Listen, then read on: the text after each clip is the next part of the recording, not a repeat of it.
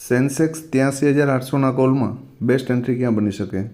ભાઈ, મારા મત મુજબ આ પ્રીમિયમમાં બેસ્ટ એન્ટ્રી માટે મોર્નિંગમાં જો તમને 169ની આજુબાજુ સપોર્ટ લેતું દેખાય તો એન્ટ્રી કરી શકાય, અને 248ને બ્રેક કરી દે તો 370 એટલે કે 370 સુધી મોમેન્ટમમાં જઈ શકાય.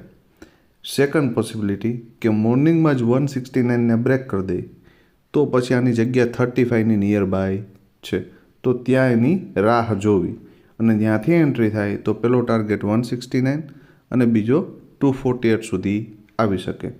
ટોપ ઉપર એક જ કન્ડિશનમાં એન્ટ્રી લેવી, 370ની ઉપર ગેપ અપ ઓપન થાય અને 15 મિનિટની કેન્ડલનું ક્લોઝિંગ આવે અને ફરી તમને 370 રિટેસ્ટ મારે અથવા તો વધારે મીડિયમ ગેપ અપ થયું હોય તો 248ની આજુબાજુ ક્યાંય પણ સપોર્ટ લે તો એન્ટ્રી કરી શકાય. 370 બ્રેક કરી દે ને તો 535 737 મળી શકે.